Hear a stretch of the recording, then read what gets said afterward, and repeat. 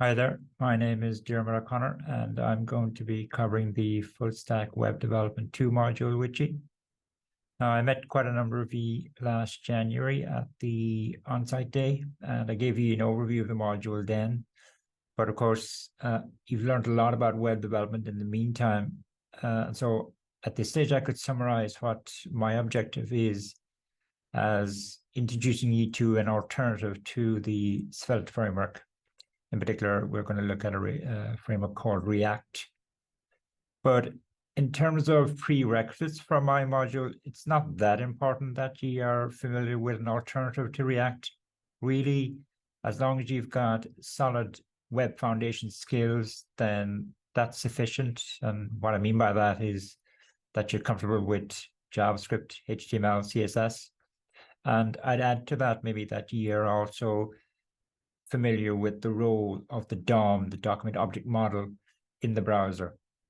And they're the only requirements that I have. We will essentially build on that knowledge. So let's get started and have a look at the website for the module. So the layout of these websites now are fairly familiar to you. Now, in my case, this first card here on the extreme left, behind that really are just the slides that I went through when I spoke to you back in January. So I'm not going to go over those at all, actually, but you might want to flick through them to remind yourselves as to what I spoke about back then. So in this lecture, I'm going to cover this card here, this topic here. And in the case of most of my lectures, there will be an archive accompanying the slides. And the archive is typically behind this card on the extreme right. So the procedure is you click on the card, that downloads a zip. You unzip that archive and you import it into VS Code. You might remember when I spoke to you back in January, I did say that I use VS Code for this module. And all of my labs include screenshots from VS Code. So I'm not sure if Eamon used this IDE, or really it's a text editor more than an IDE. I think Eamon may have used WebStorm with you, but I would encourage you to become familiar with VS Code. It's quite a good thing to have on your CV, so to speak. But either way, for all of my archives, once you unzip them, import them into VS Code and then proceed as I would give you instructions. And I will demo a lot of the stuff in the lectures through the medium of VS Code anyway.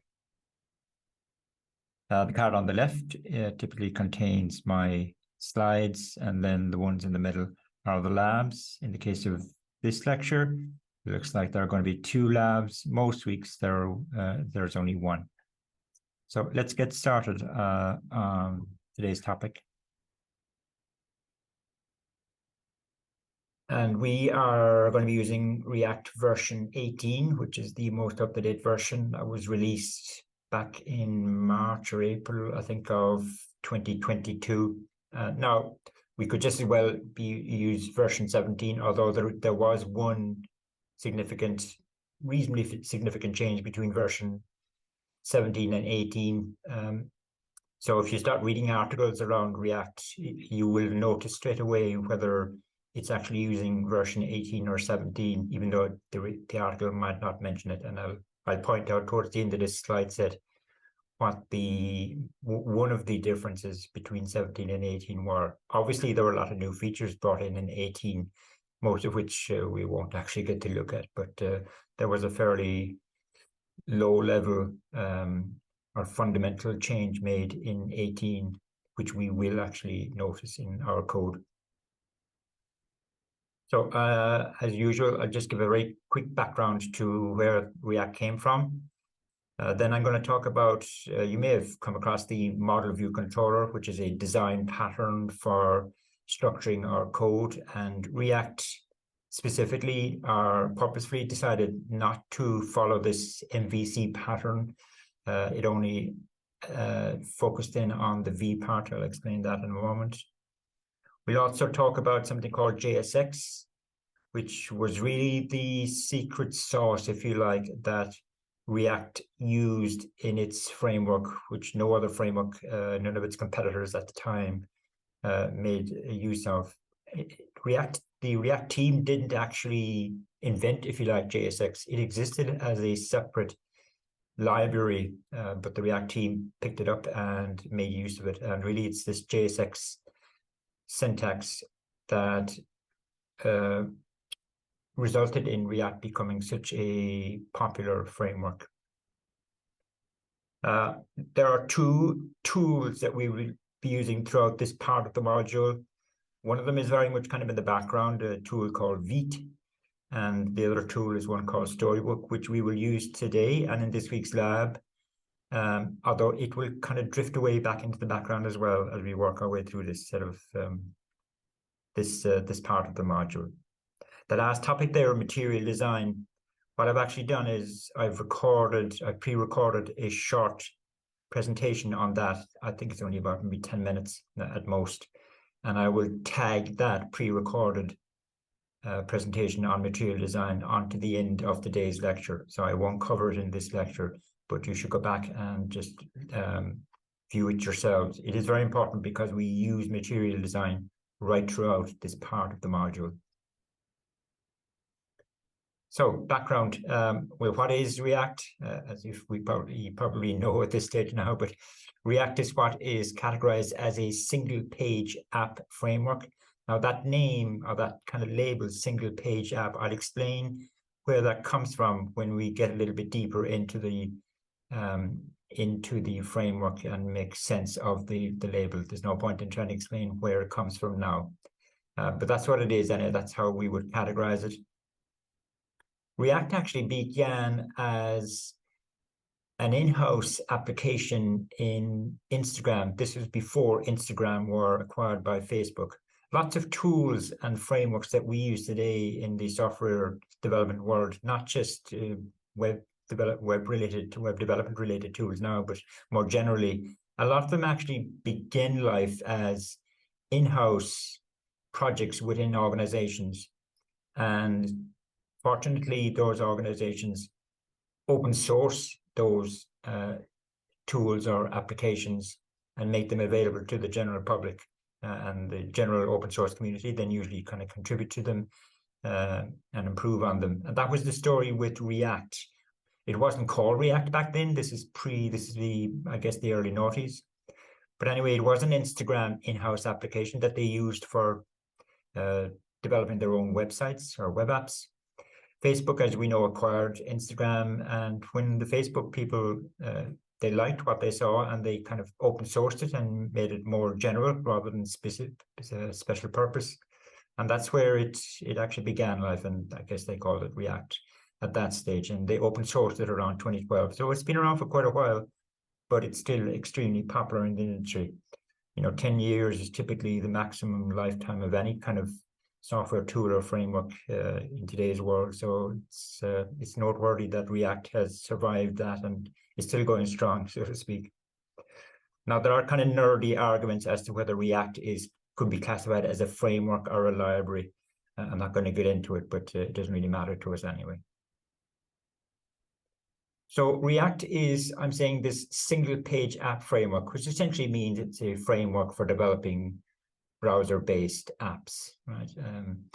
Now, it wasn't by any means the first single-page app framework available to software developers. There were many of them at this back in 2012 and prior to that. But what was noteworthy about React is that it adopted some very different practices to all of its competitors at the time. So, for example, its competitors might have been Angular, which you may have heard of, Backbone, which was probably one of the first single-page app frameworks that people used, Ember as well. They all, back around the mid-noughties, they all used the model view controller pattern as essentially the way the developers should structure their code.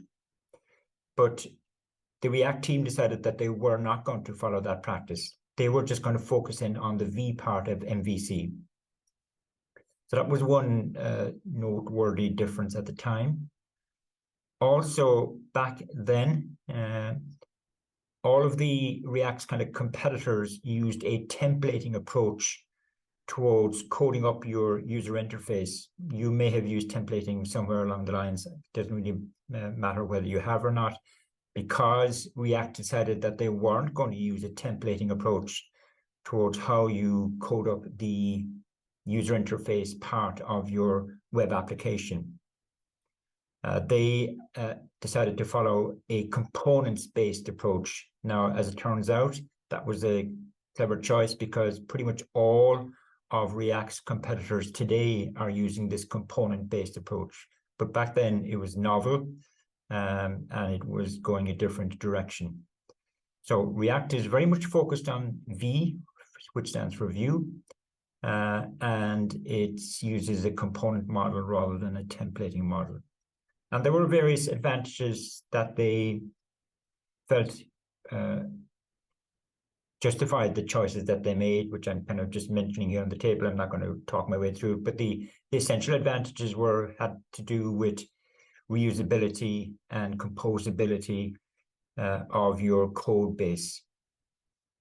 That's really what the kind of table is telling us. I don't want to spend too much time on this advantages, disadvantages stuff.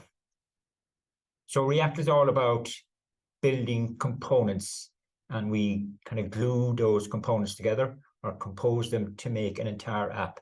That was their model, if you like, which was quite different from the templating approach.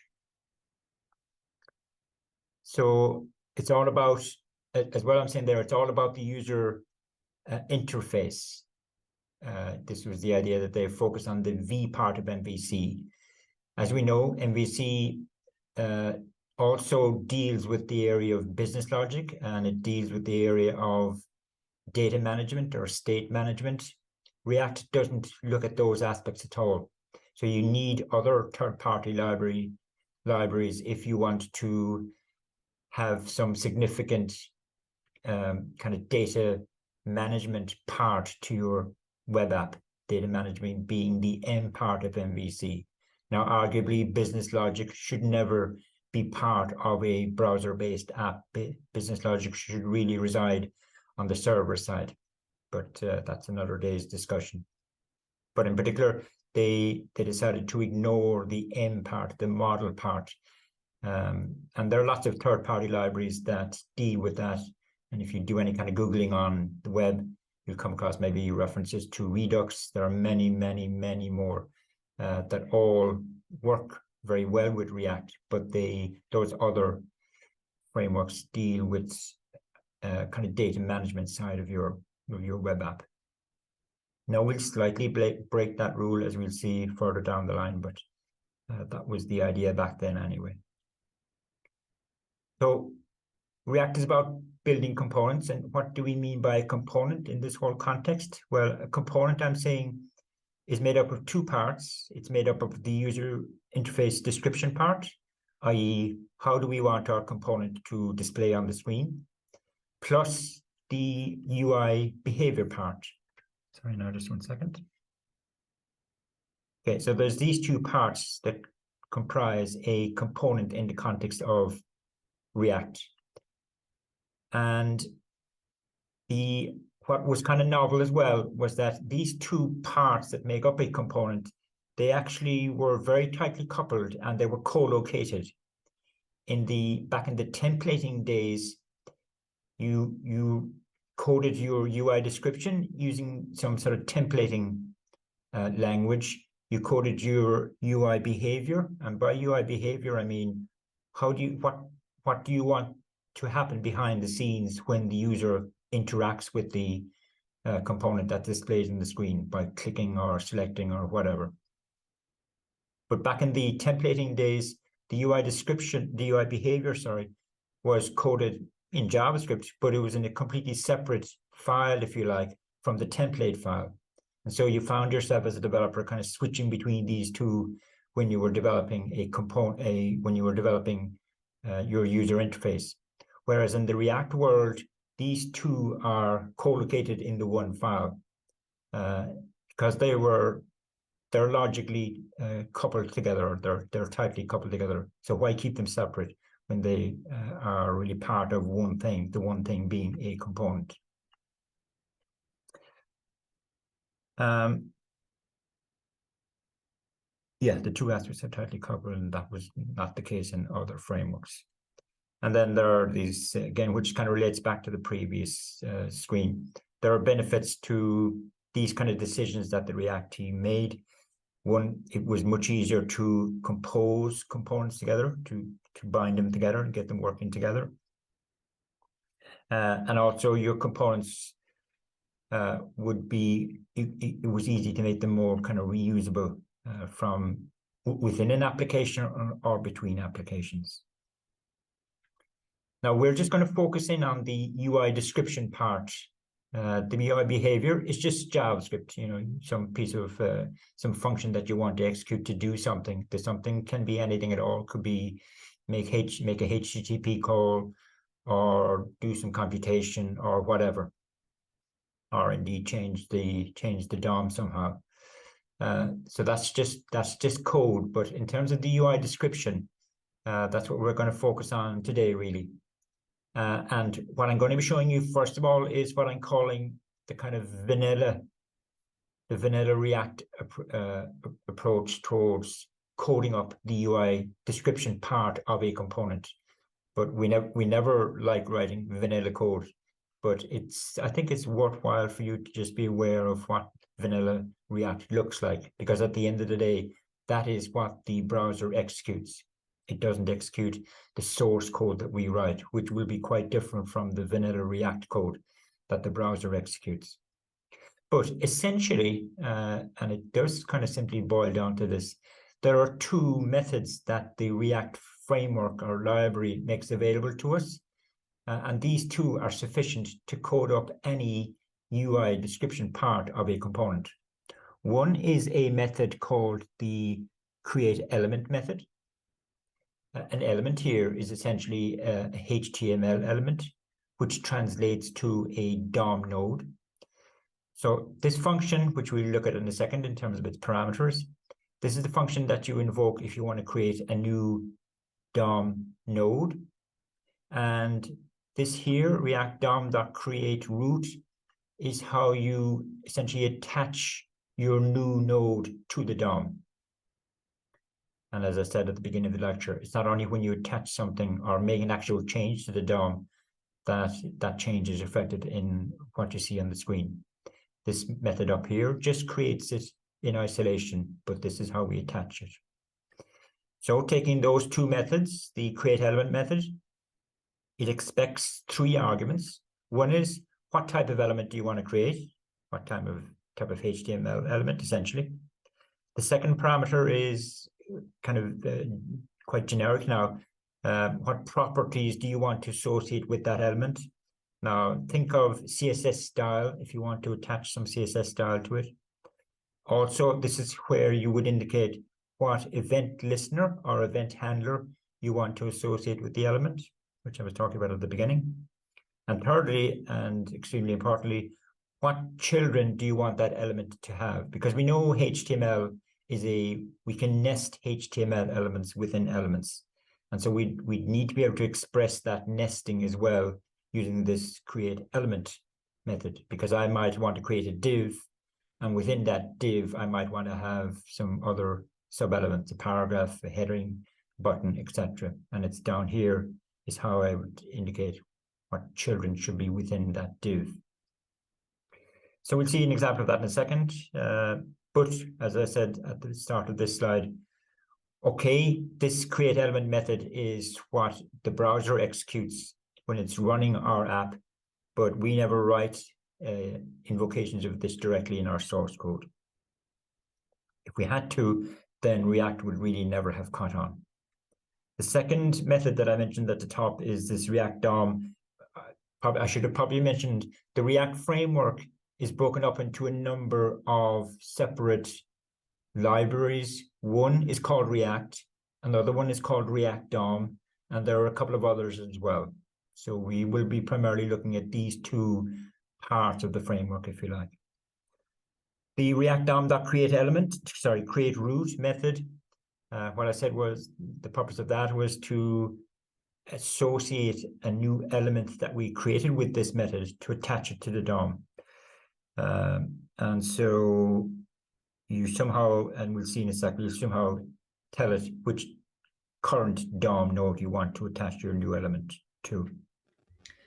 Let's look at some examples. Now, if I go back to the website, the examples I'm going to look at are contained in this archive on the right there. So if you click the card on the extreme right, you'll download a zip file. And when you unzip it, what you will get is this folder here. Now, I did mention to you way back in January, I'm sure you've forgotten, that I use VS Code throughout this module. And I know Eamon didn't use it, he's a WebStorm fan, but I do use VS Code. I recommend that you use it as well. It's not absolutely mandatory, but all of my kind of labs have screenshots from VS Code. So I'd get into it if I were you. It's good to have it on your CV anyway. So just go to the VS Code website. It's very easy to install. You download it, unzip it, and that's what it really, there isn't really much into the installation procedure. And kick it off. It's just an executable. And so I've done that. Here's my VS Code kicked off. This is what you see when you start up VS Code initially. And VS Code is a text editor, by the way. It's not an IDE technically, but and so if I want to import something into VS Code, I can just do it by drag and drop. So I'm going to drag that and drop it onto my VS Code. And this is what we have. Okay, and I'm just going to look at some of these HTML files now in a few minutes. Just before I do that, there is a README. And the README just has a link to a short little YouTube video there that I made last week. It's only about 8 or 9 minutes.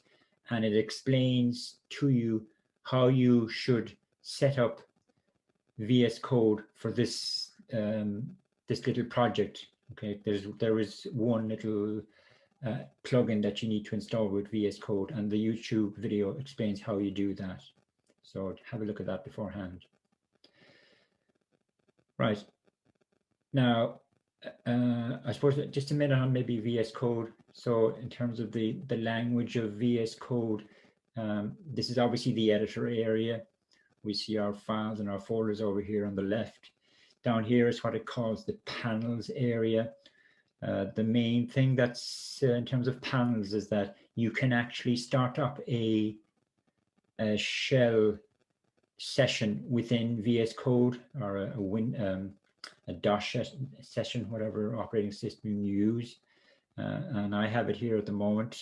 I've opened up a terminal session. The way you do that is, and I explained it in the video, how you start up a terminal session, what it calls an integrated terminal session within VS Code. In other words, I just have the ordinary shell command prompt here, and I can submit commands from here, which you will be doing quite a lot of. On the extreme left here is what it calls its activity bar. Now, in terms of activities, the main one is what it calls the Explorer activity, and that's the mode that you will be in when you're doing editing. Down here is the extensions activity, which is where you go if you want to install any plugin, and you will need to do that for this particular little sample project, and I explain in the video how you do that.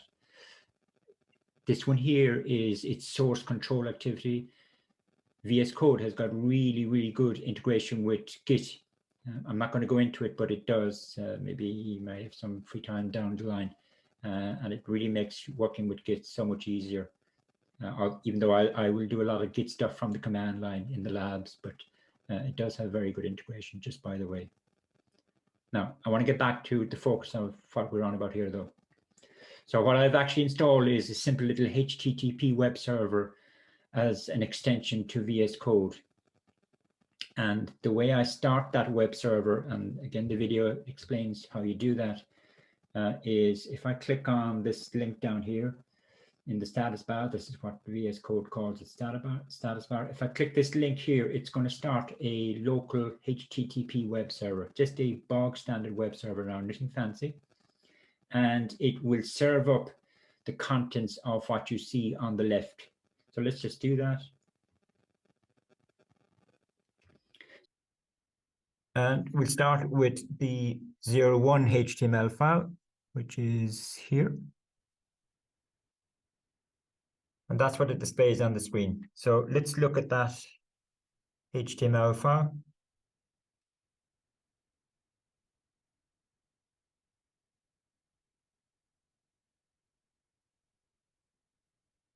So it's a standard HTML file, and it's got a script section in it, and it's really the script section that we're interested in. So what am I doing in the script? Well, first of all, here we go. I'm using React.createElement. Of course, you can see here that I've also got scripts that are referring to my React and React DOM third-party libraries that I've installed in the Node modules folder. I need those scripts, obviously, because here in my own script, I'm referring to an object called React, and that React object is clearly defined inside one of the libraries for me. But in terms of creating a UI description for my web page, essentially, that you saw there, here I am using createElement. I'm passing it a couple of arguments. I'm telling it out, create a H1 HTML element. In terms of properties, these are the properties. Now, class name here is essentially relating to the CSS class that I want to associate with this H1 element. There's a reason why the React team did not use the word class there, because as we know, class is now a reserved word in the JavaScript language. So they had to change it to something else, and they decided to use class name. So whenever you see class name appearing in any of our React code, then just think of CSS class. So I'm associating this CSS class, which I've just defined here in a local CSS file, which isn't that interesting, but that's it there anyway. And technically,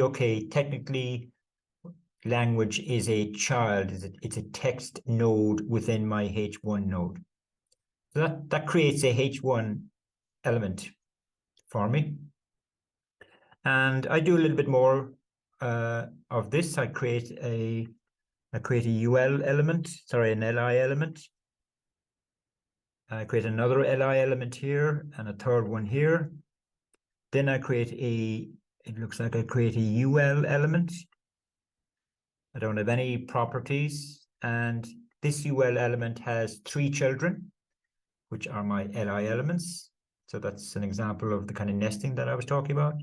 Then I create a div, and in the div, I've nested the header that I created at the start and my unordered list. So all of this relates to what we saw there on the screen. But of course, it's not until we do these 2 lines here that they actually appear on the screen.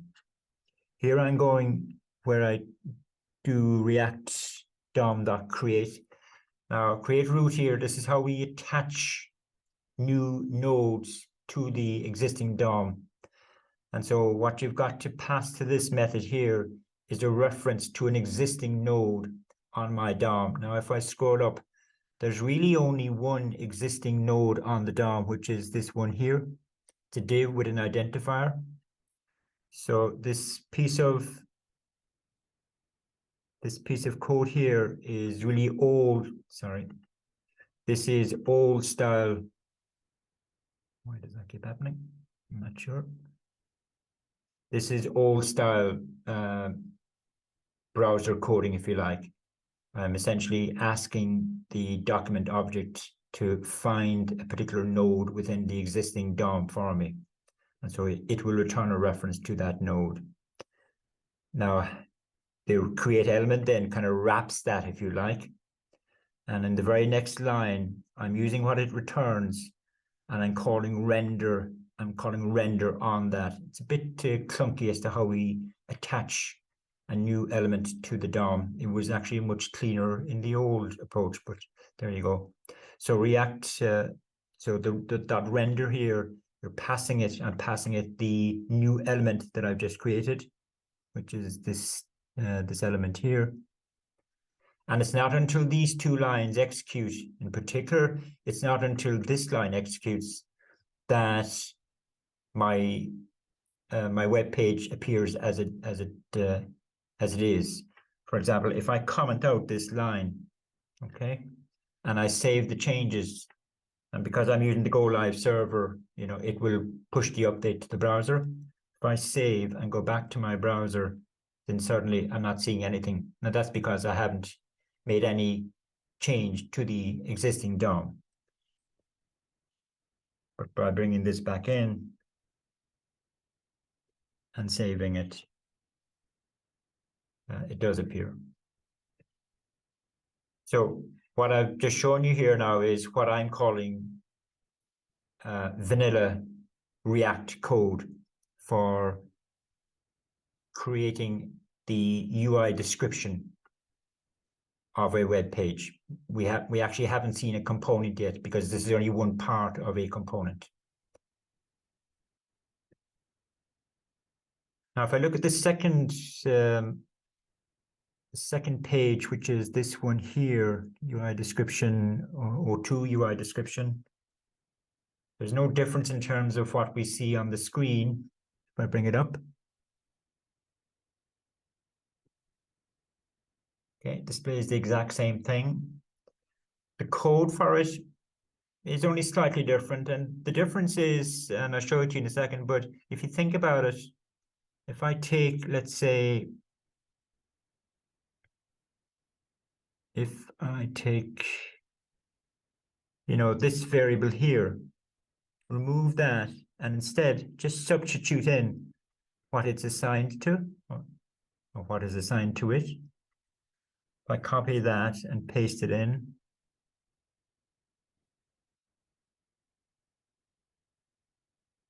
here, and keep on doing that, do the same for item 2 and item 3, and keep on going. Maybe if I go down here, replace that variable with what's actually assigned to it up here. And similarly for list. If I keep on doing that variable substitution as it's termed, then what you finish up with is this. And this is really the exact same as the previous piece of code, except, you know, we're just nesting invocations of React.createElement within invocations of React.createElement.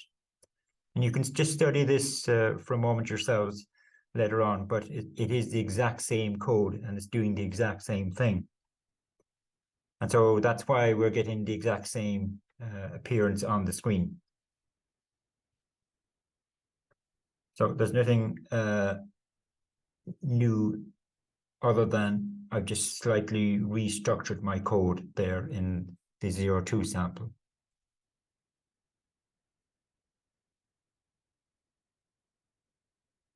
So if we just at the bottom of the screen, I'm comparing and contrasting two, this is kind of a deviation away from React now for a moment, but there's a purpose behind it.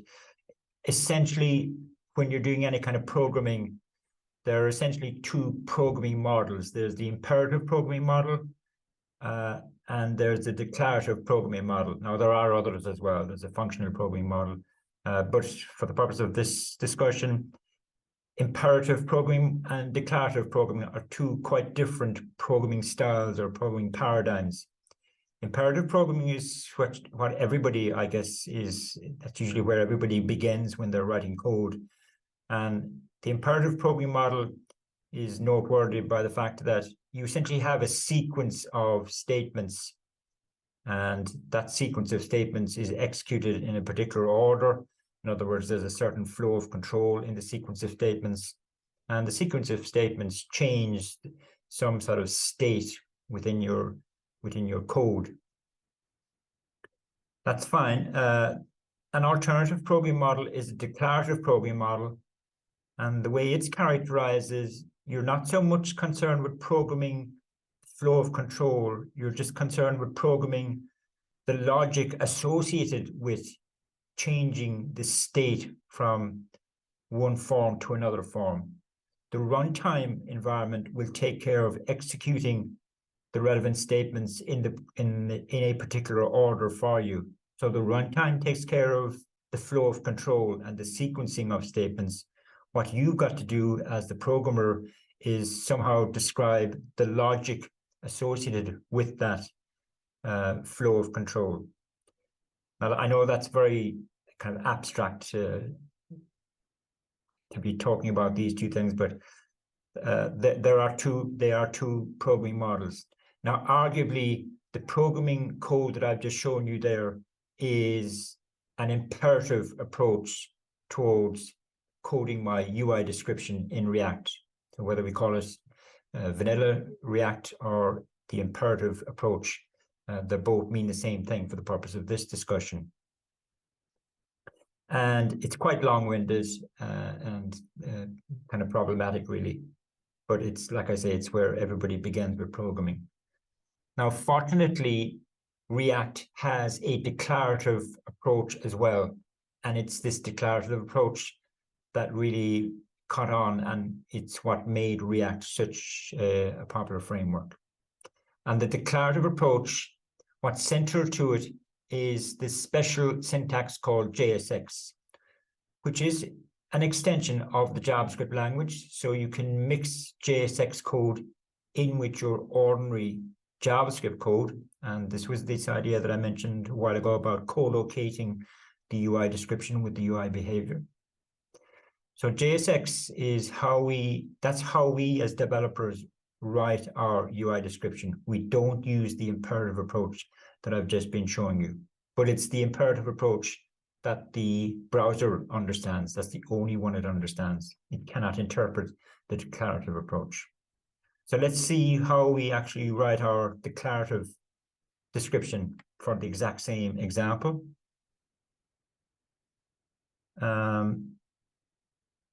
Well, just before I move on to that, I'm also saying here that, okay, we write our React code using the declarative approach, i.e. using JSX, but that has to be transpiled or converted back into vanilla JavaScript, which is what we were writing up to now. So we'll totally look at file 03, but I purposefully put error as part of the file name because the browser cannot actually execute the script that's in this 03 file. Let's look at it first.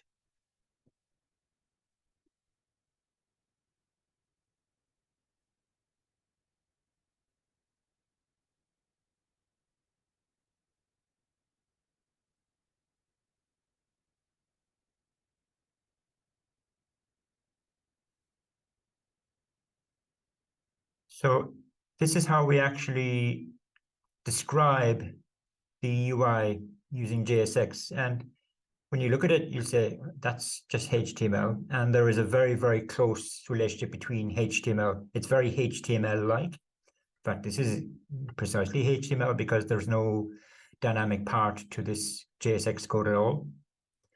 So we're assigning a piece of, let's call it what it is, we're assigning a piece of HTML to a variable. And then we're doing the same stuff as before.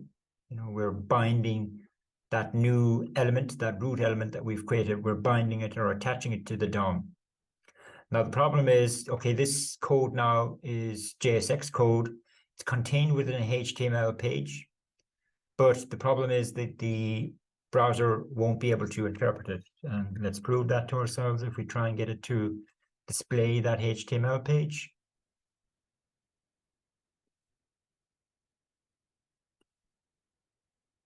And if we open up the developer tools,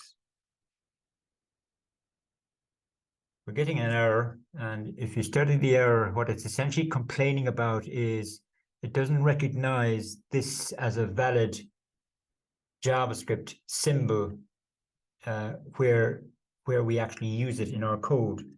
And that angle brackets is the very first part of my JSX.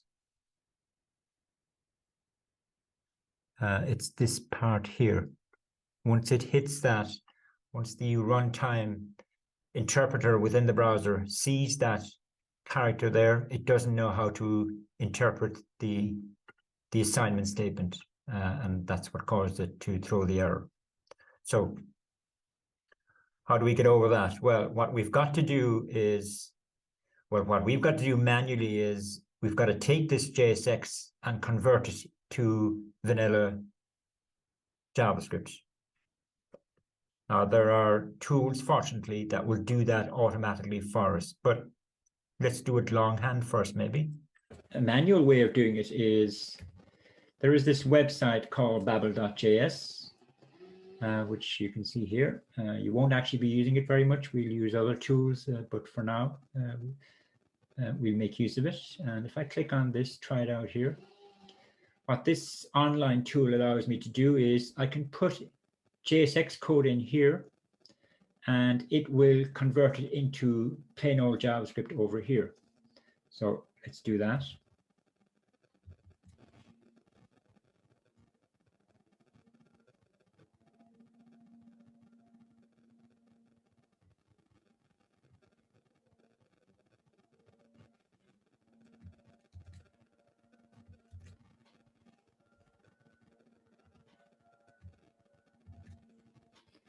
Now, what you see on the right is, surprise, surprise, there is react.createElement. There's some extra kind of annotations being added in there as well, which I'm not too interested in. But this is what we need to give to the browser, and it can interpret that, and we've seen that already. So this is manually transpiling my JSX into plain old JavaScript. Now, I did that beforehand. So if I move on to sample 4 in my sequence, this is sample 4 using JSX indirectly, because you can see now what I'm doing is I'm referring to a local JavaScript file that contains my React code, and that's going to be up here in my case. So I've got 204 files. The numbering obviously is to help you to follow this. I've got 204 JavaScript files. One contains the pre-transpiled code, and the other one contains the transpiled version of it. So from the names, you can tell this is the pre-transpiled code. So this is what we will actually be writing as developers. But what is sent to the browser is this, and that looks kind of vaguely similar to what I was showing you in the 01 and 02 samples. So we're getting closer to how we do things in React. This is how we actually write our UI description using this JSX syntax.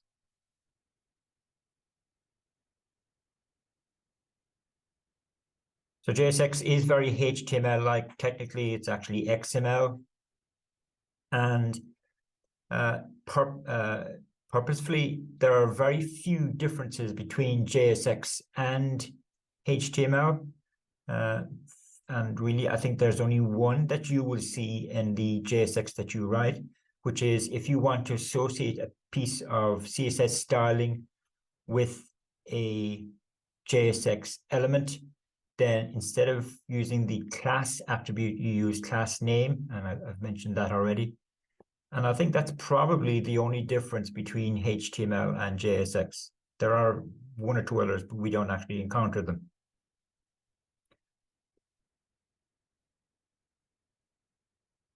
And so it allows us to code up our UI descriptions in a declarative style. And as we'll see, eventually we'll be able to inline. Well, I mean, we've seen it already. We can, the sample that I've shown you there, okay, this contains just an assignment statement and nothing else, but this is a JavaScript file. So I could put whatever other JavaScript I want to in here. And eventually we'll see how we can associate what we're doing up here, how we can link it into the code down here. Maybe if I want to, if I've got a variable declared up here or computed up here, and I want that variable to appear in my JSX. It's quite simple as to how we do that. So we can mix JSX with ordinary JavaScript code in the same file. We can co-locate them. Typically, the JavaScript that we write would describe some behavior that we want to associate with our JSX.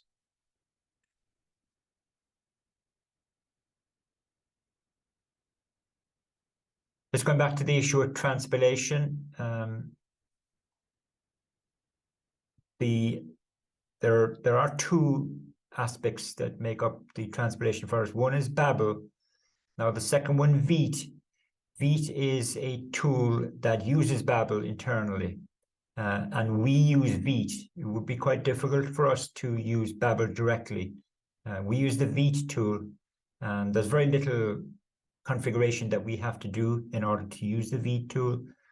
But by using Vite, it will take care of transpiling all of the source code that make up our project for us. So in terms of how we do the transpilation, well, we could have used the approach that I was mentioning there a while ago, using the online tool. Clearly, that's not scalable. There is also a command line version of that REPL, but again, the command line would require you to start typing commands at the terminal, and that doesn't scale up either when you've got maybe tens or maybe more dozens of source code files that make up your project.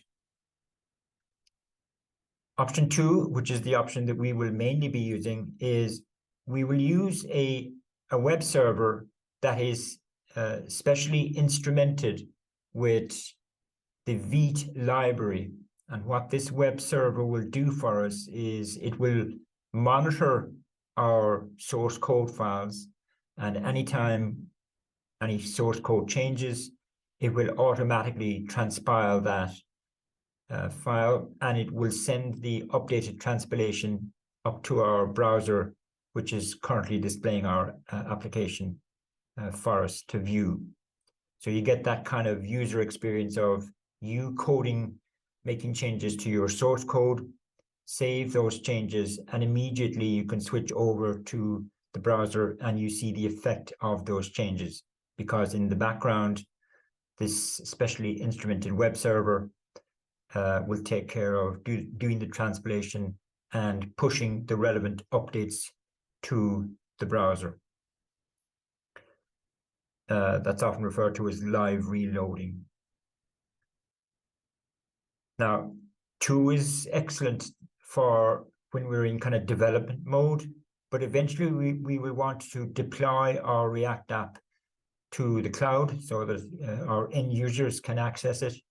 And obviously, the kind of experience, the kind of process that's going on in step 2 here is not appropriate for a production version of our app. So what we want to do instead, maybe when we get to production stages, to take our entire React application, transpile everything, and bundle up the entire application into a single unit, and then deploy that single unit. Now, fortunately, the Vite tool comes with a builder or bundler wrapped in it as well, and you will use both of these in the second of today's labs. So what this builder or bundler does is it essentially goes through all of our source code, transpiles everything, and then packages all of our source code into one single JavaScript file, and also performs minification and compression on it, so that we have a much smaller unit to deploy.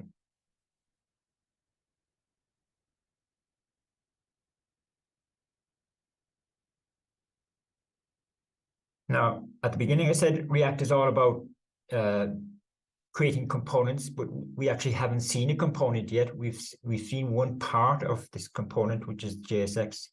So what is a component? Structurally, what is a component?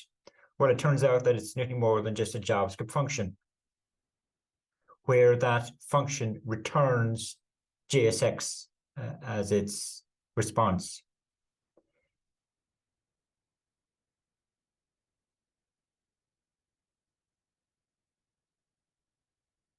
And when you create these special, okay, they're special in one sense, but they're not in another sense. They're just ordinary functions. But because they are returning JSX, we kind of refer to them as React component functions.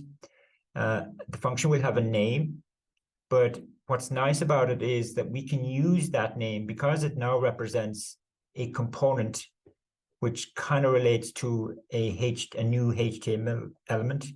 We can refer to that component using the HTML-like syntax. In other words, in a sense, you could think of creating components as extending the HTML catalog of tags available to us. We can create new tags for ourselves, and we can use those tags in the classic HTML way by wrapping them in our angle brackets.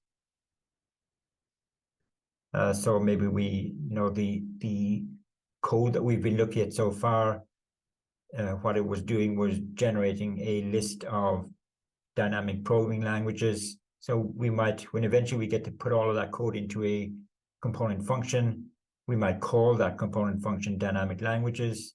And now we can refer to that component like this. So we're told to move on to sample 5 now, which is our first example of coding up a React component.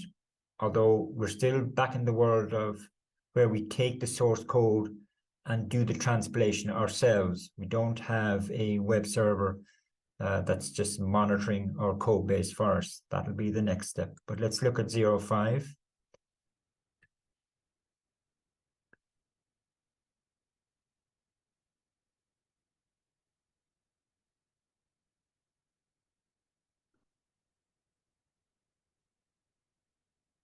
So now I want to look at the HTML first.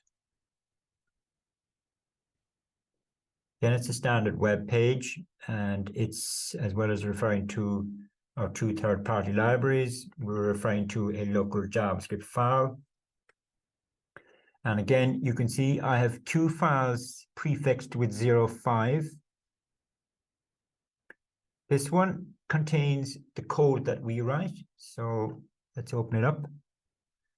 And as promised, what am I doing? I just have an ordinary function. I'm using the arrow syntax. It doesn't have to be the arrow syntax, but that's what I'm using here. And okay, the body of my arrow function doesn't have any logic in it, but it does have a return statement, and my return statement is my JSX stroke HTML, static HTML in this case. So that is my first component. But again, we cannot send this kind of code down to the browser, so we need to get it transpiled. And when I did that using the online tool, what it generated for me was this one here. And again, we don't really need to study this in any kind of detail, but that is the transpiled version of my component. This is the file that's being referred to by my HTML, from my HTML script tag. And so based on the source that we saw there, okay, this is what it should, and we can see, what it should, how it should display on the screen. And that is what we got when we looked at, it from here.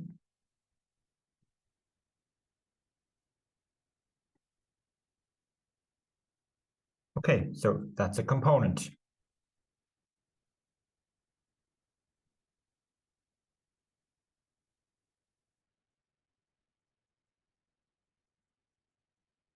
Now, before I start delving into extending the capabilities of our components, I just want to go off on a slight tangent for a second and talk about the tools that we are going to be using when we're doing our React development, and they're also very popular in the industry. One of them I've already mentioned, which is the Vite tool. And Vite has a number of parts to it. It has what it will do for you is it will scaffold a React project for you. It's kind of a React project generator, if you like. So it'll structure our file system within our React project for us, essentially. Number two, it comes with its own development server, which I've been talking about. And thirdly, it comes with a builder or bundler tool. So it has all that you need to do your React development. This is the first year that I've used Vite. In previous years, I was using a tool called Create React App, and you may come across references to that when you start reading articles on React. They are fine as well, but by far and away, Vite now has kind of taken over from the Create React App tool in the industry because its development server is much more responsive in terms of what it's supposed to do, and also the kind of packages that it generates using the bundler are more compact as well. But Vite is very much in the background. We will do a tiny bit of configuration of Vite, and other than that, we just avail of mainly the development server that comes with it. We will use the bundler this week, but we won't use it after this week. The second tool that we're going to use is a tool called Storybook. Now, Vite is a tool that you use for creating an entire React project, whereas Storybook is a tool that you use when you're developing an individual component. And so what it does, it has many of the same features as Vite. For example, it has its own development server as well. But what's nice about Storybook is you can develop a component in complete isolation. You don't have to kind of artificially stitch it into a React app in order to see how does my component look on the screen? Does it behave the way I want it to behave? You can answer those questions in complete isolation. So you can essentially develop your React component as a unit independent of any other components that might be around it eventually in an app. And so arguably when you're developing components in isolation like that, you actually develop more reusable components and that are better designed. I won't go into explaining why that's the case, but you can imagine anyway, if you're developing something in isolation, you're not concerned with the environment around it, which it works. And I'm going to talk about Storybook a little bit more in this lecture. So how you install it is it's just an npm install, so it comes as yet another third-party library in the Node ecosystem. When you do install it, what you get are essentially two things. You get a web server, and this web server does all of the things that the Vite server does, as in it kind of monitors changes that are happening to your code base and does retranspilation and all of that, performs live reloading.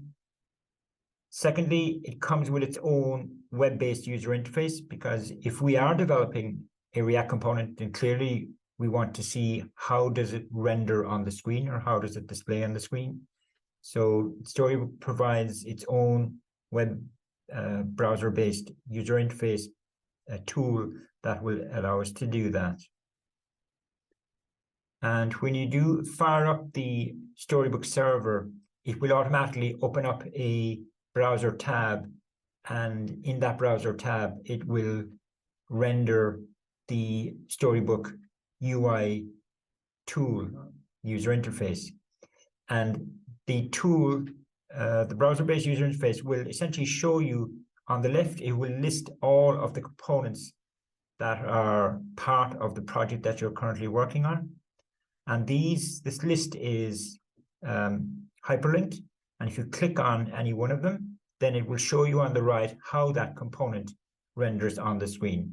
And that's really what you want Storybook to do for you. You want to be able to develop your component in isolation. Then when you've done your development, you start up your Storybook server. It will display all of the components that you've developed so far, and you can just click on any one of them and see how they display. And these components are independent of one another.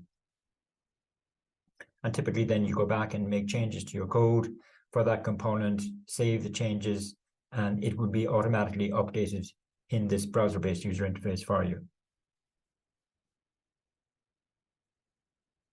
Now, the name Storybook comes from the notion of user stories in user requirements analysis. That's the origin of it, which you may or may not be familiar with from other studies that you've done.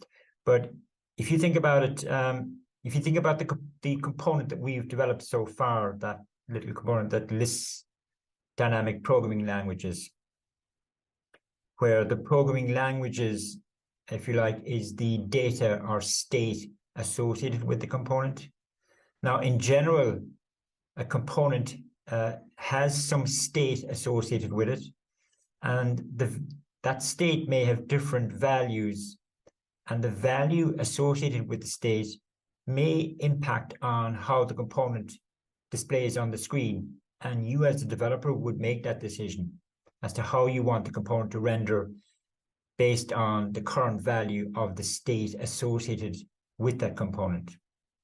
Now, the state is, so the state could have different values, and each state value we refer to as a different story for that component. And so, sorry, what I'm saying, stories are, yeah, deciding on A, what is the state part of a component, and B, what are the different values that state may have, and C, how does the value change how the component should render. That's really all part of the design process for a component. So if we take the dynamic languages component that we've developed so far, primitive and all as it is, maybe I've decided that there are 3 different stories or states that I want to associate with this component.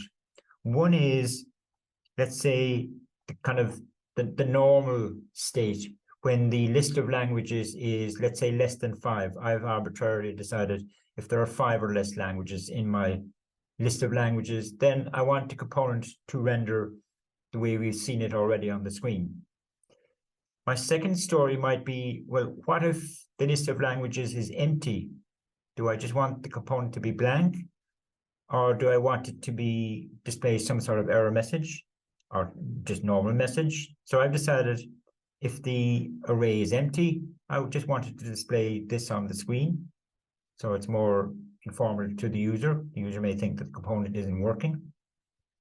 And I've decided on a third story, which is if the list of languages is greater than 5, then my component should list the first 5 languages, and also have a kind of button that allows the user to click on and paginate through the various languages in the array. So I've just arbitrarily decided these are the 3 stories or states that I have designed for my dynamic languages component. What the Storybook UI will do for you, now you've actually obviously got to code this, all right, and I'll show you how to code it in a minute. You've got to implement these stories somehow. And when you do implement the stories and associate them with the particular component, then the Storybook UI will reflect that in what you see on the left here. So underneath each component, it will list the various stories. And now by clicking on a story, it will show you how that component renders for that particular story, provided you've coded up the component appropriately and you've written the story as well. You do have to implement the story.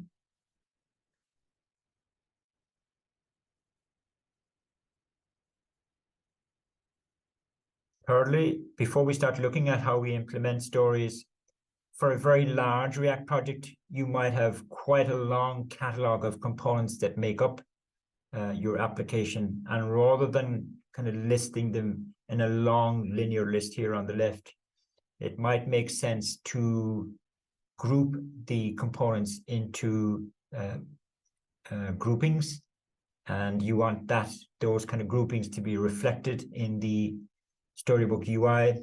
And so you will get this kind of visual effect when you do that. Again, you've got to tell Storybook which components belong to which group, and I'll show you how to do that. But now you have the ability to see the group, and you can collapse and expand the groups, see the components within a group, then click on a particular component, see the stories associated with that component, and eventually click on a story to see how the component actually renders. So this is Storybook for developing individual components within your overall application. Now, by convention, there's one story, the stories for a particular component are implemented in one file. And by convention, the extension for those story files is .stories.js, although I've looked at other articles and they use a different file extension, so it's not that significant, but this is the one that we'll use. So every .stories.js contains all of the stories for a particular component in your code base. That's how you structure your code. Now you have to follow a particular pattern in these story implementations, and I'm showing you an excerpt here from the stories implementation for my dynamic languages component that we've looked at so far. So clearly I'm importing React. Also, I am importing my component, which looks like it's been implemented over here.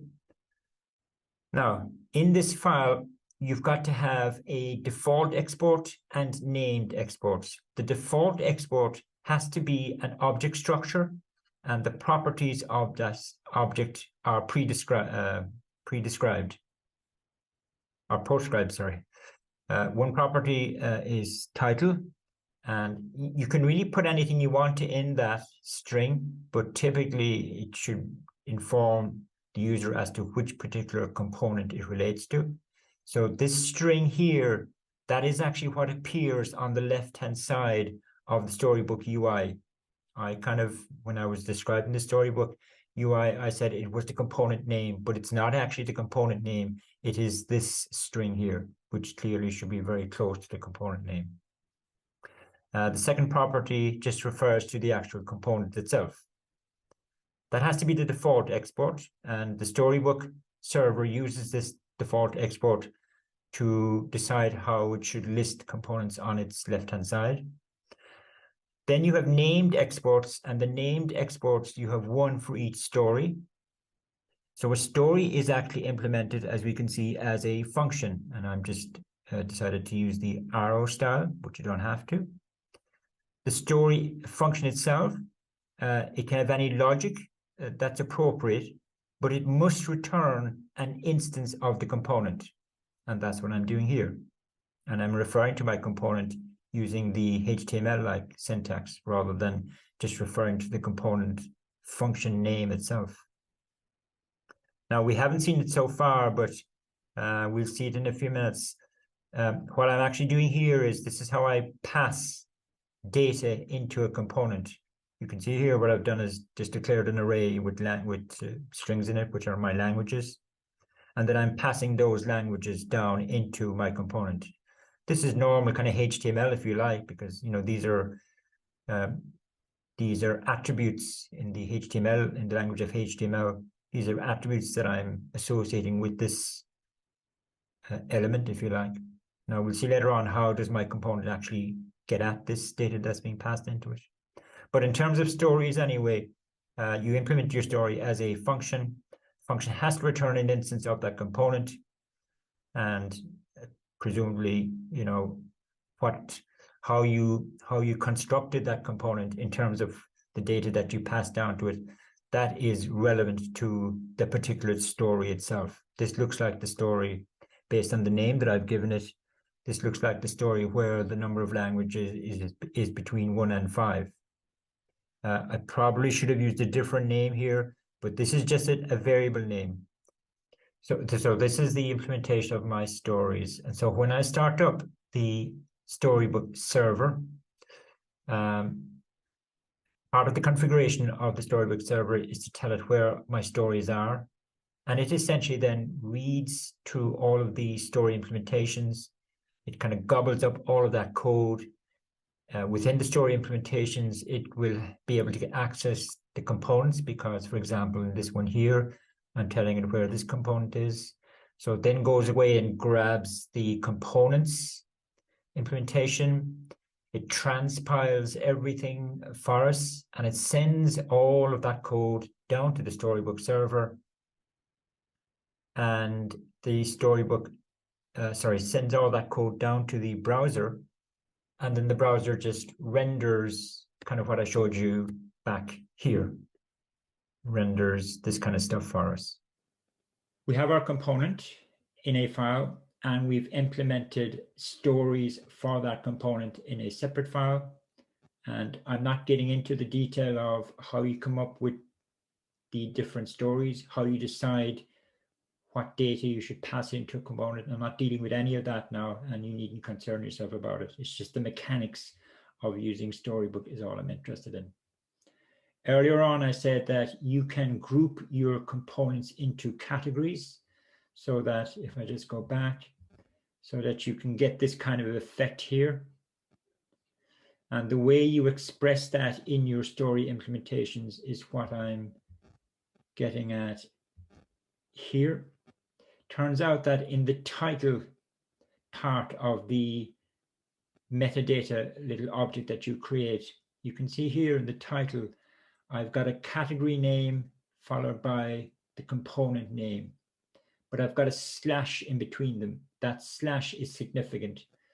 The Storybook server interprets that slash to mean that what's to the left is a category that I want to have for my components, and on the right is the actual component itself.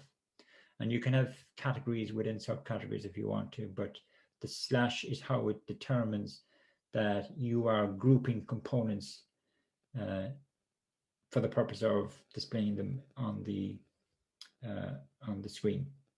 And you can see if you look down through here, I've got a number of other Storybook files.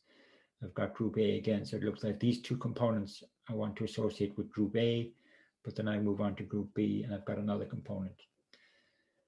So that's how you syntactically tell the Storybook server how you want to group your components and how they should be rendered on the Storybook UI. Let's go back to components now, and we'll use Storybook as we work our way through the remaining slides, because in the remaining slides, what I want to do is to go back to components, talk about how we do various extensions of our component code, but we'll demonstrate all of that using Storybook as well. So we'll kind of juggle those two aspects. Now, so what I'm providing you with is, again, a kind of a code base. And this code base is going to be the basis for the first of this week's labs. The second, if we go back to the website again, there are 2 labs this week. First one is all about React basics, but I'm going to be using Storybook in order to get you to work through some of the basics of React. The second lab involves using the Vite tool. It's actually quite long, but it's very kind of prescribed and you'll just be following the steps. Whereas in this lab, it's more exercise based, where I get you to implement a small component, number of components. And then you can see whether your implementation is working or not by using Storybook. So in terms of this lab here, your starting code will look like what you're seeing on the right. And you can see in my source folder, I've got a component subfolder, and I've broken that down into exam exercises and samples. And inside of both of these subfolders, I have, in the exercises one, I have a number of components, but they're just shells. There's no body to them. You've got to implement them. And in the samples folder, I've got implemented components that demonstrate various aspects of component coding that we want to work our way through. So you can see a number of them here. And down here, then I've got a stories folder, which is subdivided along the same lines, because I need to have a story file for each of my sample components. And I've also provided the story files fully implemented for your exercises components that you're going to have to write. Although you will need to just glance at the implementations of those stories in order to help you to implement the component. So let's actually pull that code into VS Code.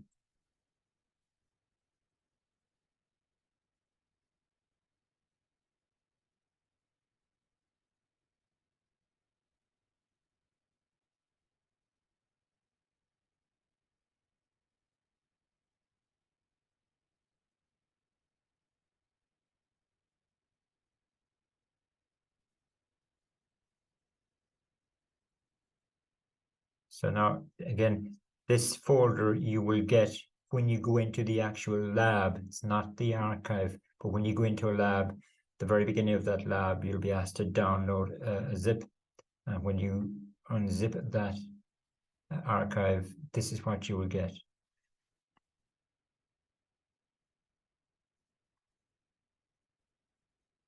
And the structure is what I showed you on the screenshot there. So again, just to confirm that. Okay, and I've got my stories here, my samples, and so on and so forth. And in the exercises, various components, but they're all the same. See, they all need you to complete the implementation. Now, in terms of starting the Storybook server, I've made it easy for you. I've gone into package.json. If we go back to that file that I mentioned at the beginning, in the package.json, as well as listing the third-party libraries, just before we move on to that, actually, you can see here there's quite a number of the Storybook tool itself is broken up into a number of third-party libraries. So you can see here me pulling in various parts of it. And as before, I'm also need to bring in React and React DOM. Bootstrap is just a CSS library that I use later on. We're not too interested in that. In the package.json, you can also have what's called a scripts section. And in there is where you put in, you document kind of shorthand versions of commands that you will need to execute from the command line.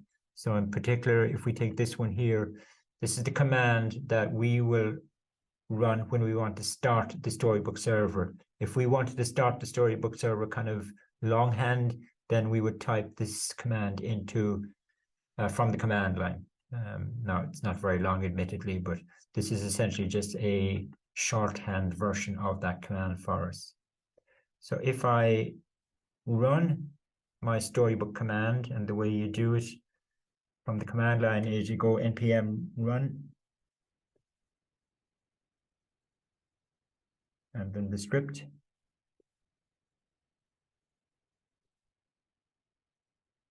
Now, when I hit return here, what you'll notice down at the bottom is the Storybook server will start consuming all of this code over here. Now, how does it know where to find? I said the first thing that it does is it finds the stories first. How does it know where to go looking for the stories? You know, it doesn't. It's not kind of hardwired to go looking for a folder called stories in your source folder. That's not the way it works. The way it actually works is dictated by this .storybook folder up here. This is where you put your Storybook configuration. Now, you will never need to go near configuring Storybook. This is default configuration that I've provided for you, and so you won't need to make any changes to it. But just briefly if we look at the main.js, inside here, I tell it where to find my stories, and that's essentially kind of what I'm doing here, telling it to go look into the source stories folder, and any file that ends in .stories.js, that's where my story implementations are. So the storybook server uses this file to pick up my stories. And once it has the story implementations, then, as I was saying a while ago, that also in the stories, I'm importing the components. And so it now has everything that it needs it has everything it needs to work out what should actually appear on the storybook UI interface. And so if I hit return down here now, doesn't work.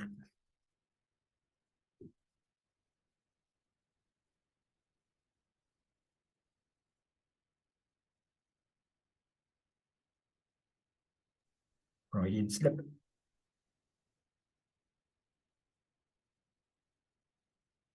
Now you can see the activity happening at the bottom of the screen. That's where it's actually transpiling, and suddenly, voila, we get our storybook UI. And if I click through, here I've decided to break them up into two groups. I have a samples group and an exercise group, which kind of makes sense for this particular project. But if I look to my components, as I click on them, and each component, as it turns out, only has, well, bar the last one, they all have only one story associated with them. I kept it simple, but as I click down through them, it's rendering the component for me. Whereas when I click on the exercises components, they're all in the to-do state, if you like, and you have to implement those components, as I said. So that's the context for the first lab, and it's also the context for the remainder of this lecture. The first thing we'd like to know is, how can we embed variables in our JSX? Up to now, our JSX has been purely static. And the answer to the question, how do we embed stuff in our JSX, it's actually similar to the way you use it in string templating. If you use the curly braces to wrap either the variable reference, or it can be an expression as well, you can embed that in your JSX, and the runtime will evaluate what's inside the curly braces first, and then insert the result of that evaluation into your actual JSX. So if you see the sample code that I'm showing you here,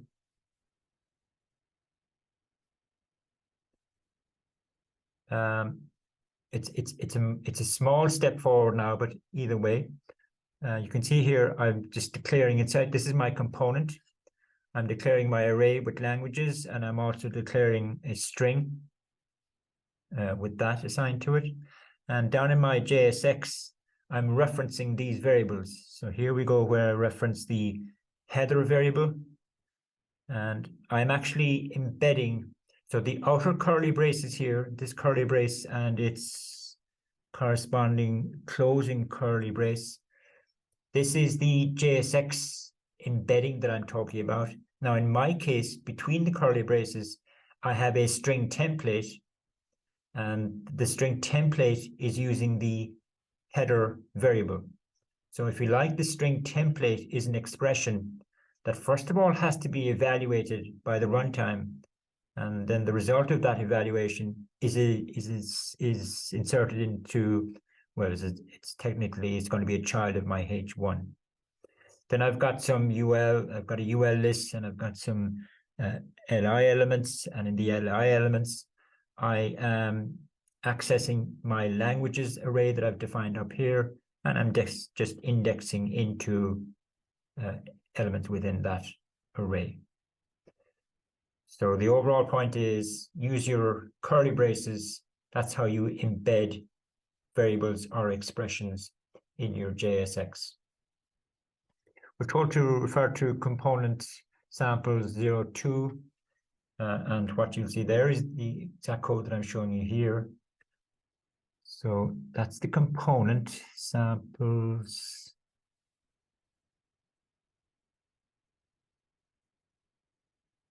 02, sorry. That's the component, but the corresponding story is probably what we're interested in as well. Now, obviously, the numbering that I've assigned to the files should help you to relate stories to components. So if I go down into the samples subfolder, and the 02 stories implementation. Just for convenience, I've given all of the files the exact same name, bar the prefix numbering. That's just for convenience sake. Normally, the story file name, I guess it would make sense that its name should somehow reflect or be related to the component that it's linked to, but it's not in this case, but that's okay. So if we look at the 02 story implementations, I only have one story, and it's a trivial thing, right? This is the story implementation here.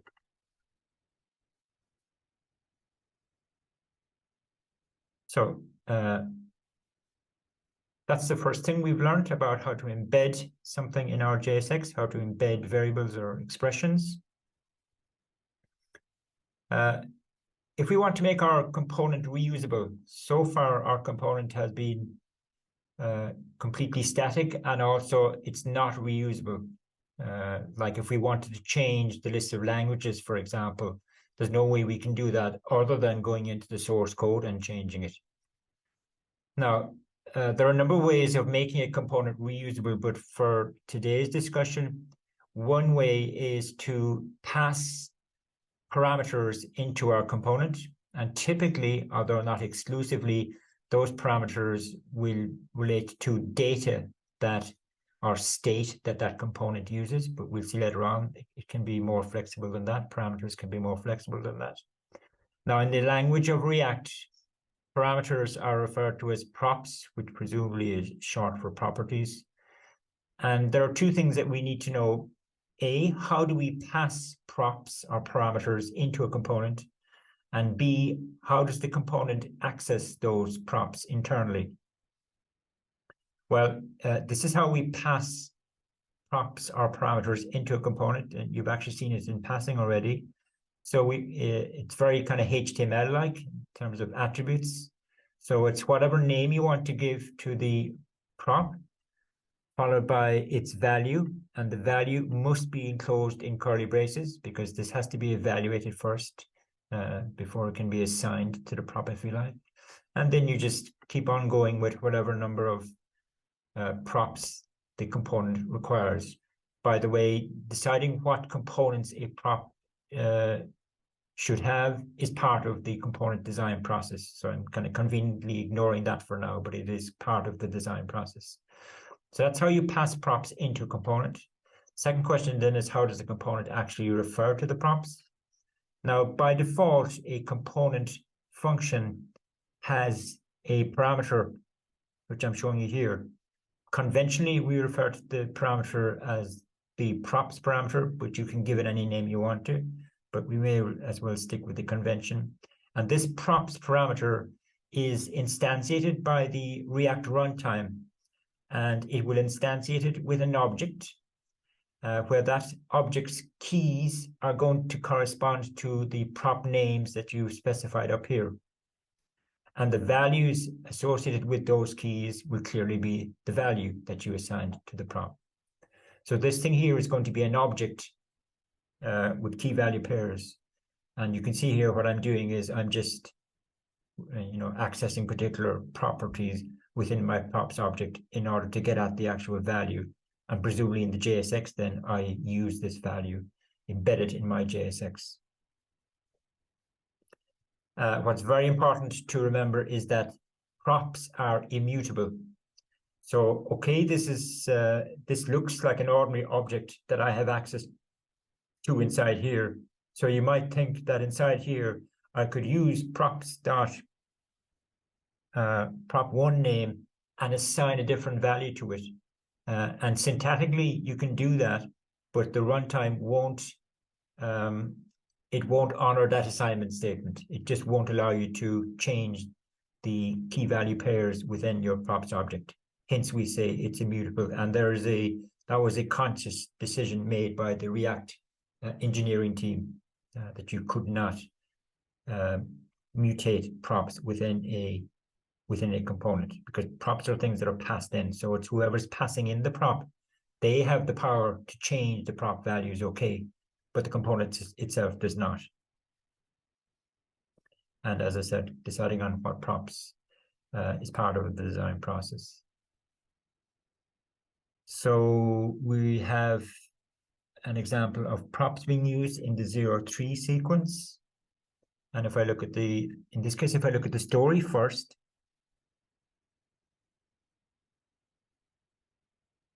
it's the same kind of dynamic languages component that I'm using now, though I have a different implementation, obviously, because this implementation is expecting props.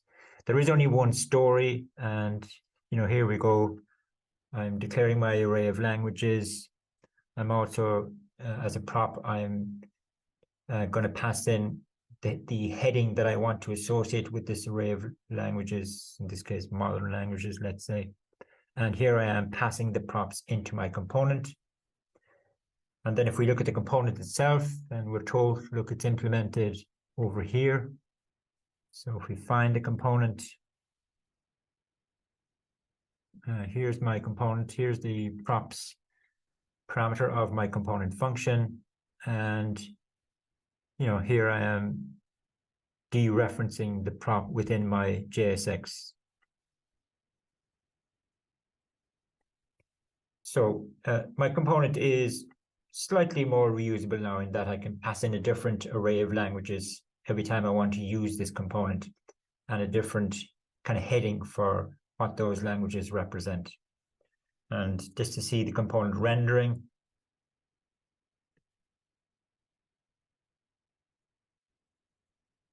that's props and one aspect of reusability. Before I talk about the next kind of component feature, I'm just stating here now that it's possible to assign, or it's legitimate to assign a piece of JSX to a variable. That's actually going to be, even though it looks kind of odd, that's a valid statement to have in the kind of React world, if you like. Now, if you think about it, how come that is possible? Well, the answer to why this assignment statement is possible is if you think about how this is actually going to be transpiled, because everything has to be transpiled at the end of the day before the browser can actually execute it. And if this is what I was really talking about at the beginning of this lecture, this simple assignment statement here, when we transpile it, or when it is transpiled, it turns out to be this code down here. And so this now looks like an ordinary assignment statement. I'm assigning whatever create element returns to this variable. Now, create element has parameters to it, and the parameters also happen to be invoking React.createElement.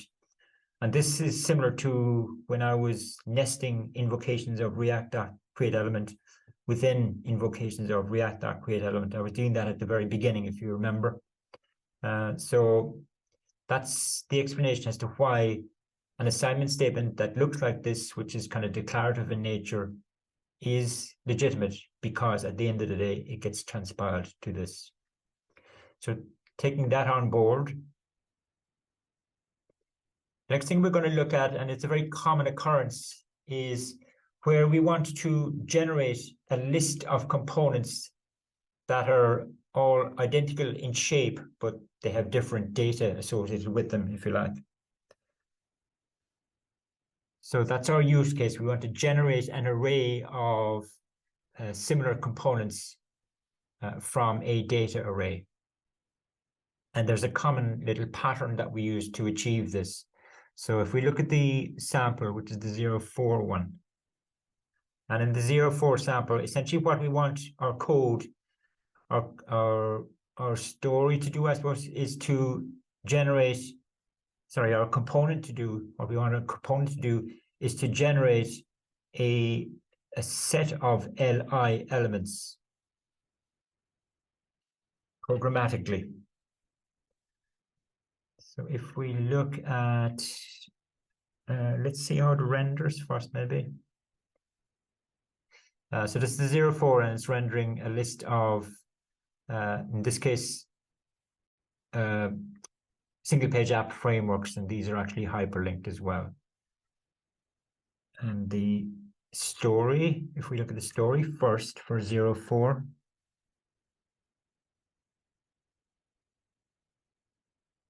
so here's the data that I want to pass into my components. So I've got an array of objects, and each object has a single page app framework name, and a URL for that framework's documentation page, let's say, or documentation site.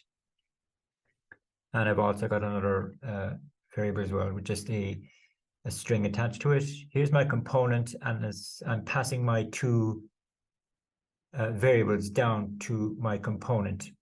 Now, what I wanted to do, though, is what I want my component to do is to take this array, and for each entry in the array, I wanted to generate a hyperlinked element, and I want those elements then to be within an unordered list, if you like. So if we look at the component itself,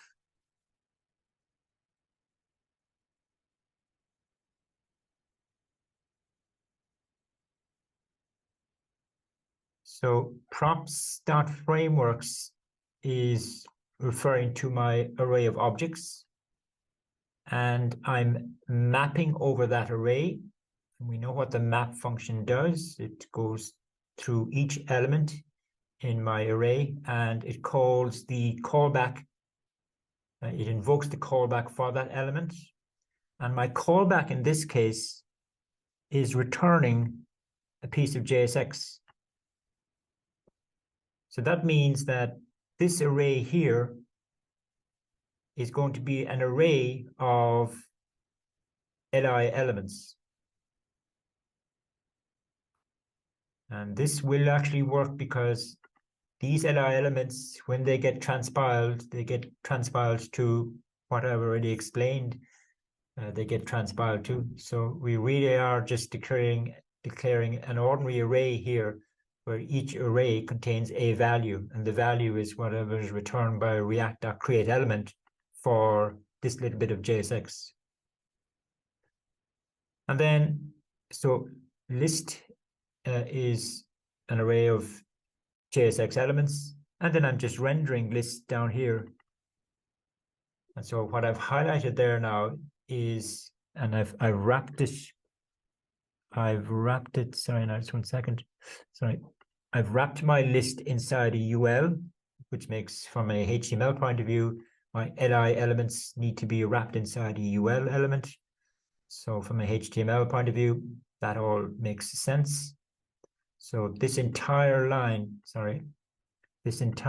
here is what generates, my list of hyperlinked, hyperlinked text strings.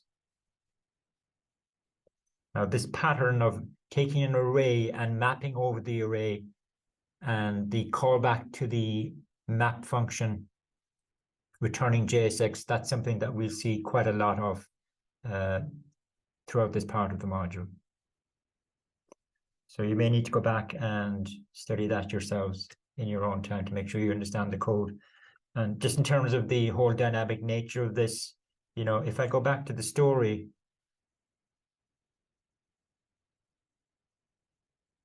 and let's just arbitrarily build up my array a little bit. So if I grab all of this,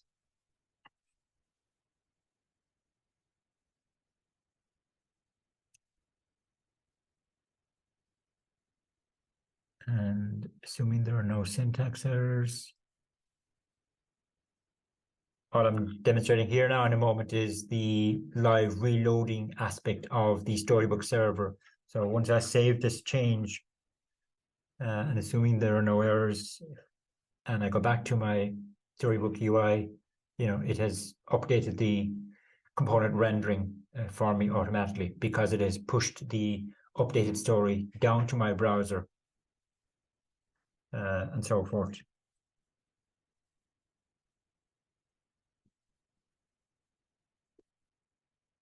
So components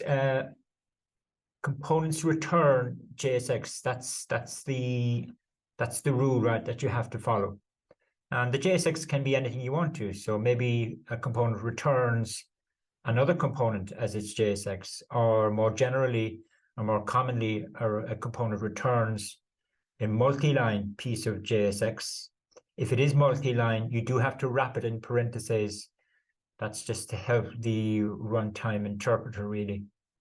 But other than that, a component can return any simple or complex piece of JSX, but it has to return only one element.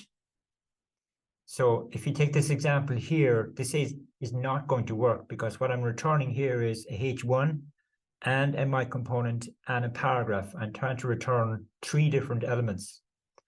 And the reason this doesn't work, again, goes back to how this transpiles. This will really transpile into trying to return 3 different results of invoking React.createElement.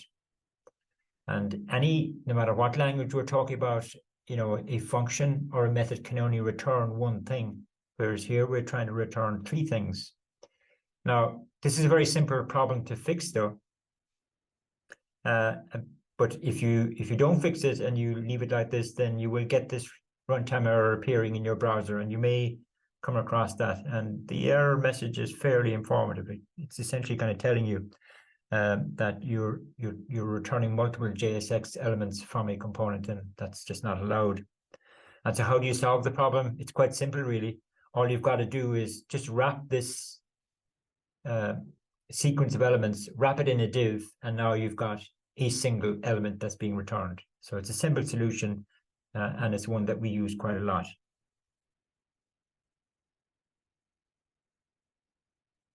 Now, the upshot of that, though, is we have to kind of artificially include a lot of divs in our components just to satisfy that requirement.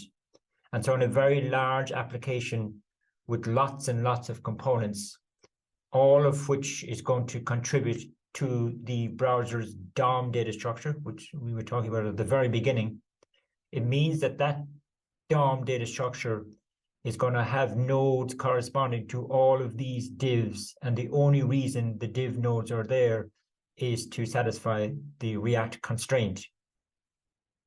But in a very large application, that may mean that your DOM tree is a much deeper tree structure than it really needs to be. And really, the bigger the DOM data structure, that's obviously going to impact on the browser's performance in terms of re-rendering the DOM every time it changes. And this was a problem in the early days of React. And the solution was provided by the React team themselves. They provide us with a new tag called the fragment tag. And you'll see me using this a lot. This is how the fragment tag looks and its corresponding closing element. And what's nice about the fragment tag is that it does not have any representation in the DOM structure. So it's only there. The fragment tag only exists in the React world, if you like. It doesn't exist in the DOM world or in the HTML world.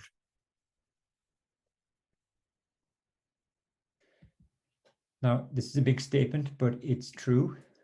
All React applications that you will ever develop is going to finish up as a hierarchy of components. You can't get away from that. So, in other words, components can have other components as children, and that depth, that nesting can be as deep as you want it to be. And we know, of course, that props are things that we pass into a component. So what you will see is components having other components as children and passing props down to those children components. Just by way of illustration, I have a sample 5 illustrating it. Again, it's kind of made up example, but in my sample 5, this is what I'm trying to achieve. I want to have 3 components, which one of them is the parent and the other 2 are children of that parent. And the numbering system that I'm showing you there is kind of reflecting the parent-child relationship, where 1 is the parent. So it looks like the component that's represented by 1, it has 2 children, and obviously it passes data down to those 2 children. It also has the parent component also has some of its own JSX, so it generates this bit of JSX itself and this bit of JSX itself. So here's the story file, and I've got my array of languages, and I've got my array of frameworks. Now, for no particular reason, what I decided to do was to construct a new object which brings the two arrays together. That's all that's going on here. And then I'm passing that larger object into my component. Again, that was just an arbitrary decision. I could have instead passed down the two arrays as separate props down to the component that I'm testing here. The component code itself, then it needs to obviously deconstruct this larger object that's passed into it. So here's the component code. I'm importing the two child components that I'm using, that this component is using. And here it is actually invoking, if you like, the two child components, as well as having some of its own custom JSX. So this idea of a component using other components within its JSX to facilitate what the parent wants to render. This again is a very common pattern, this idea of a parent-child relationship and having a hierarchy of components, where in this case, my hierarchy comprises of three components, a parent with two children. There's always going to be one parent at the very top of the hierarchy, but the depth of the child relationships can be as deep as you want it to be.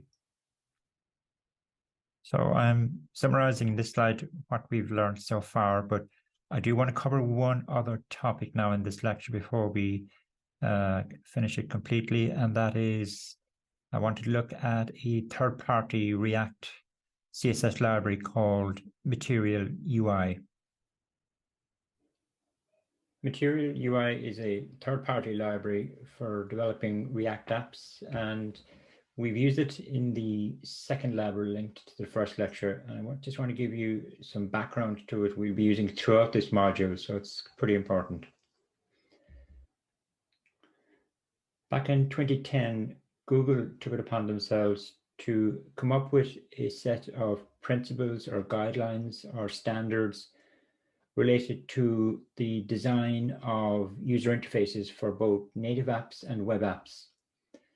And what they drew from was not so much what was best practice in that world at the time. They actually turned their attention towards classic design principles. In other words, how real-world textures and surfaces are represented on pen and paper, how we represent light and light reflection and shadows, etc. And from that, they came up with a kind of a vocabulary that we could apply to user interface design. But also not just those classic principles themselves, but how can those principles be enriched and enhanced through technology and indeed science. And the collective label for this set of principles is what they call material design, and material just being a metaphor in the sense that it came from real world classic design principles.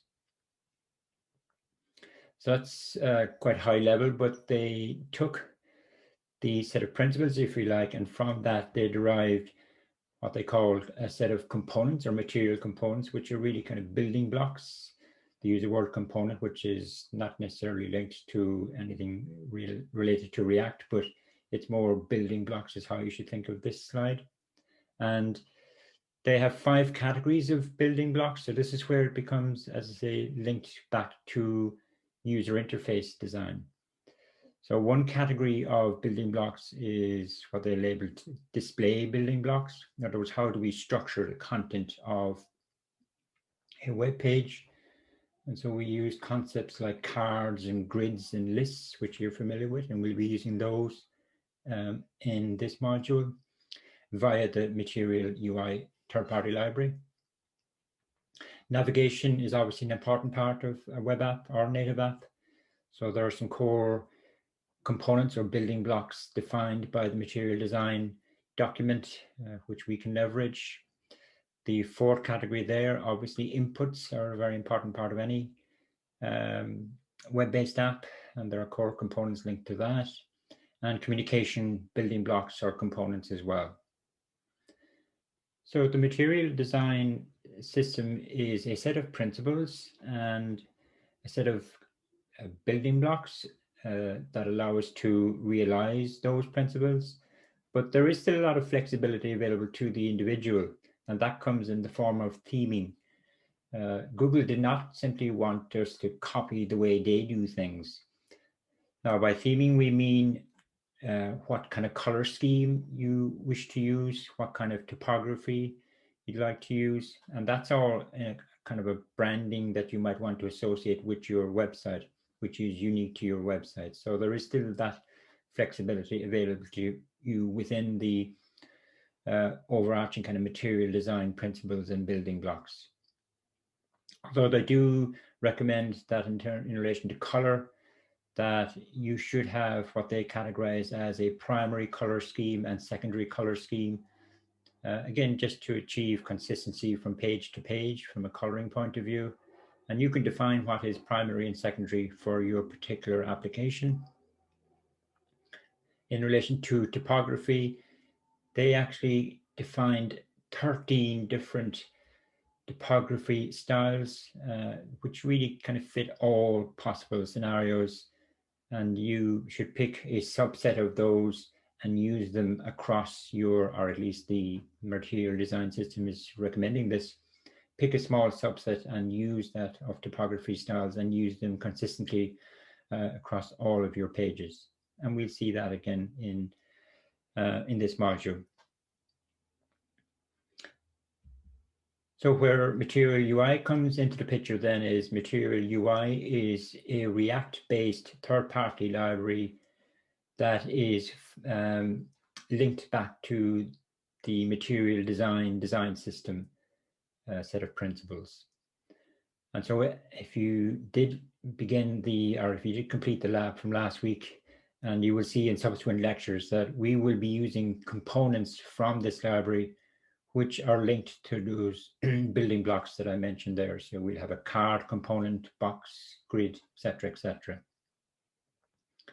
So rather than us trying to design these ourselves, we can just pick them from the library and tweak them.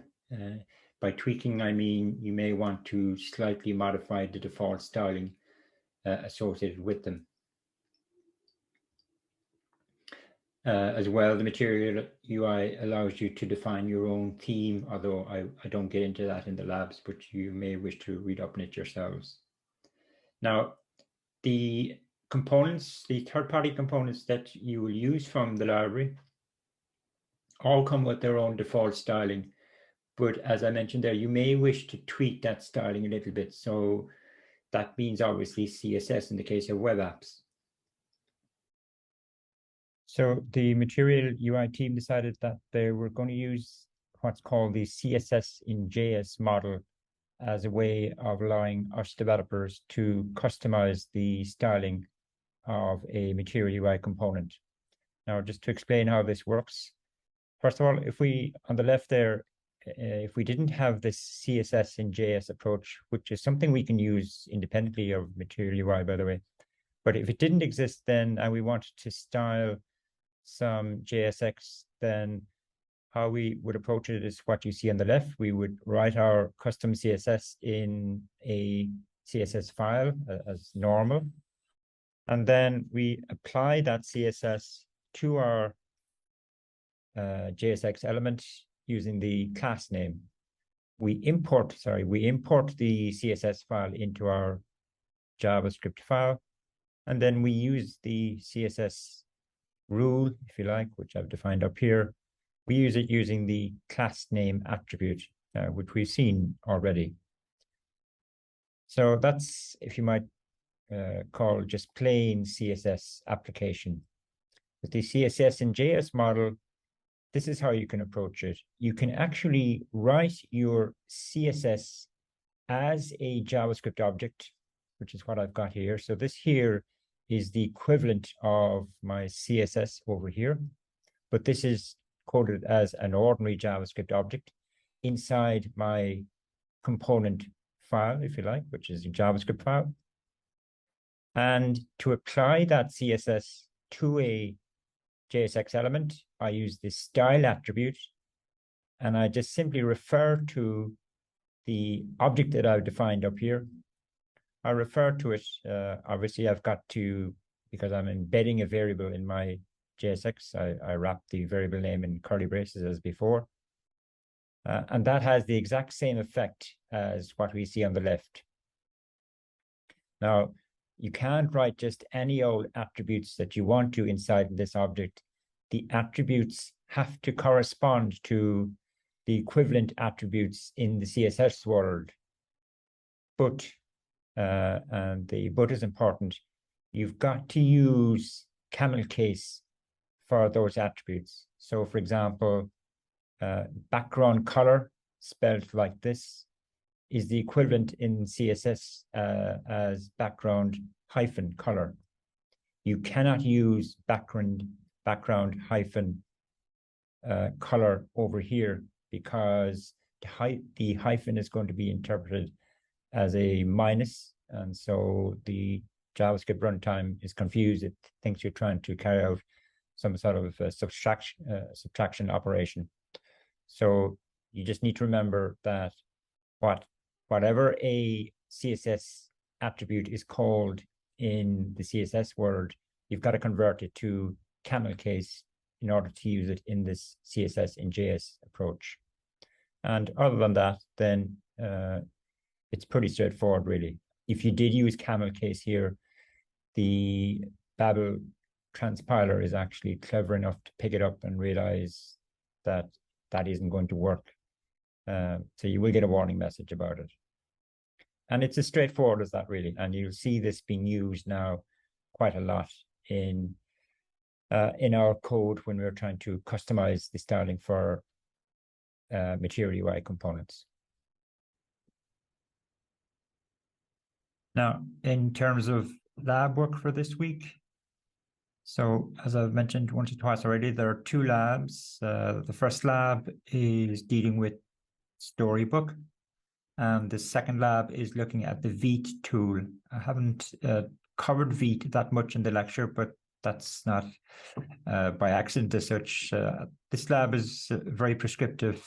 It isn't. There isn't a whole lot on Vite that we need to know so what's going on behind the scenes. We do use Vite quite a lot, but it's one of these background tools that just takes care of stuff for us, so to speak. But in this lab anyway, I do step you through creating a Vite project and using Vite for things like building a production version of your app.